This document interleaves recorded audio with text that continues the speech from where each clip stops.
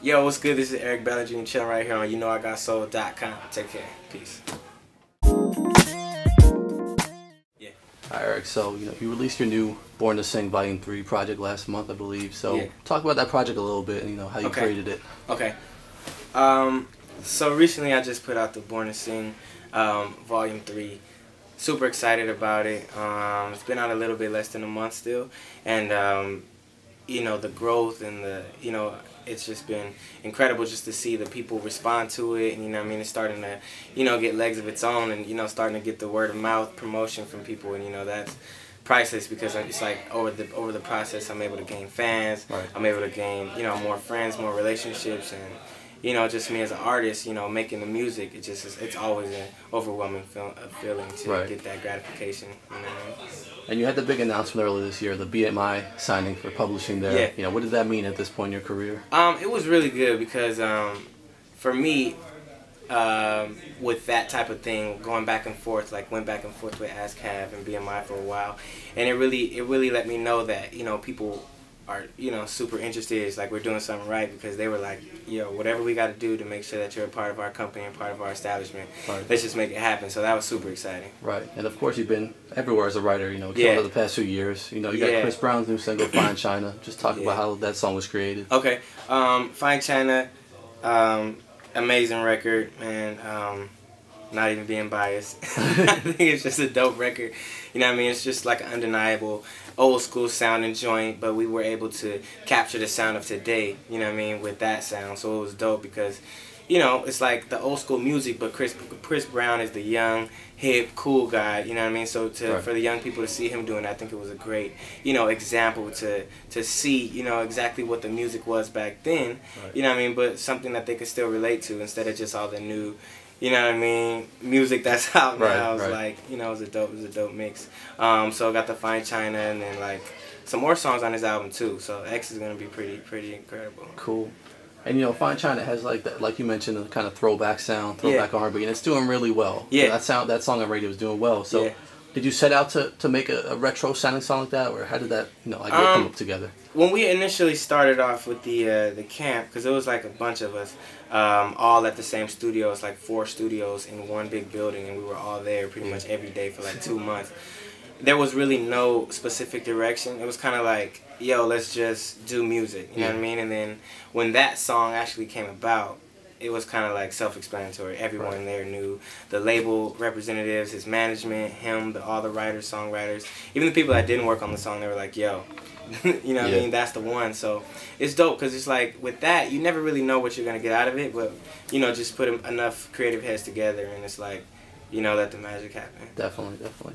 And your placements have been piling over the years, bigger and bigger. Yeah. Have you found it easier? Have people been coming to you recently? How's that going? Yeah, it's a lot different. I remember it's like getting that first one. It's kind of like, that's the hardest part. Like just getting the foot in the door, getting the artist to say, okay, cool, we'll take a chance on this guy as a new writer, because a lot of times there's a bunch of politics, so people just go to like R. Kelly or the greats that are doing it, like Rico Love and The Dream. But then it's like, okay, cool, let's give this new guy a chance. So once you get that first one out the door, it's like, all right, cool. Now people are like, okay, he did do that one, so it's like the politics are in your favor a little bit. You know what I mean? You're not the new guy, you're not the rookie anymore.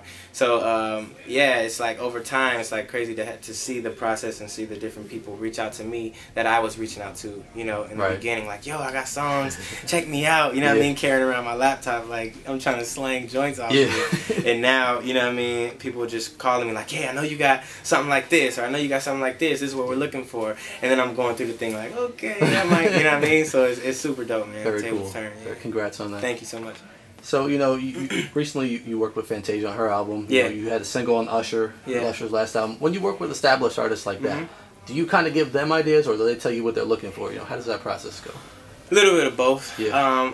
Sometimes they'll say, hey, this is what we need. Not too much, because it's like now I'm to the point where they pretty much trust what I'm going to say, or trust my melodic choice, or trust my conceptual, instinct when I hear different tracks. So it's cool, they just kind of let me go. They might give me a little push start, or sometimes I'll just write a song completely by myself and then send it in, So like for example with Let Me See, I had already did that one prior to going in with Usher.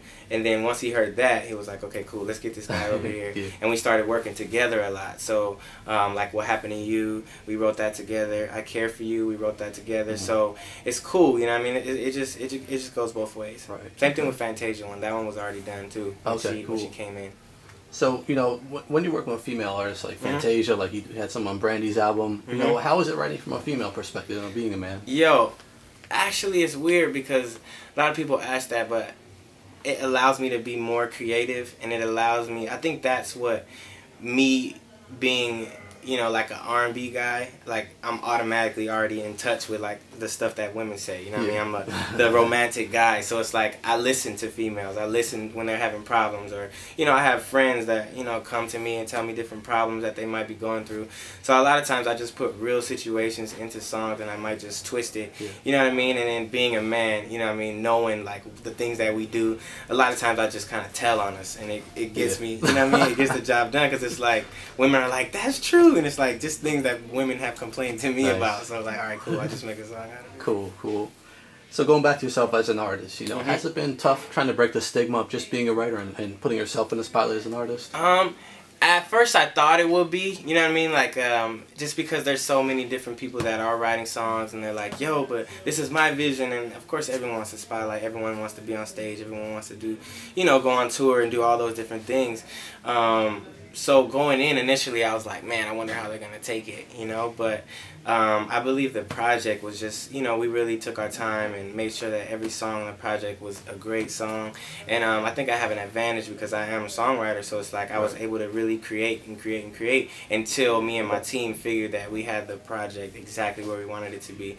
So once we put the project out, it was like kind of self-explanatory, you know what I mean? The music did the talking for me, as opposed to me trying to, you know what I mean, prove myself, or me trying to, you know, win everyone over. It was just like, yo, I'll just put the music out, you know, see what people say. And then slowly after, it was like, wow, this guy, you know what I mean, he not only knows how to write songs for artists, but he knows what he wants to do himself, because that's a lot of times what the problem is, I feel like, with different, you know, songwriters and you know, that are artists as well.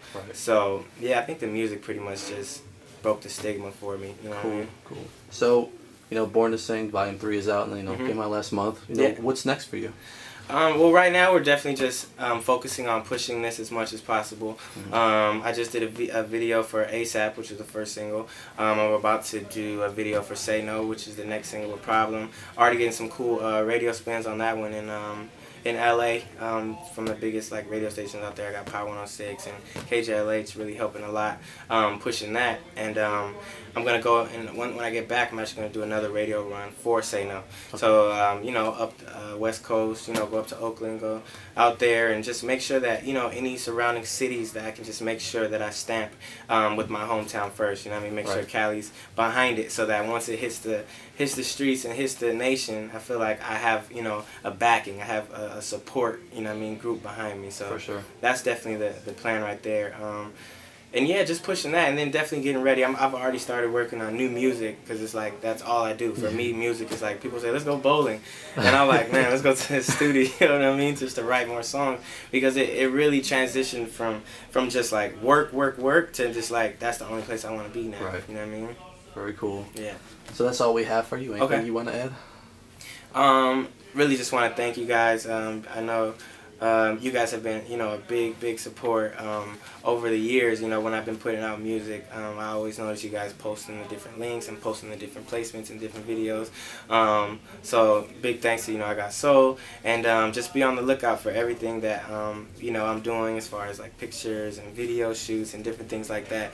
You can find everything at ericbellinger.com, and yeah, the Twitter is at Eric Bellinger, Instagram is Eric Bellinger, so everything's just my full name. So yeah, stay updated, and yeah.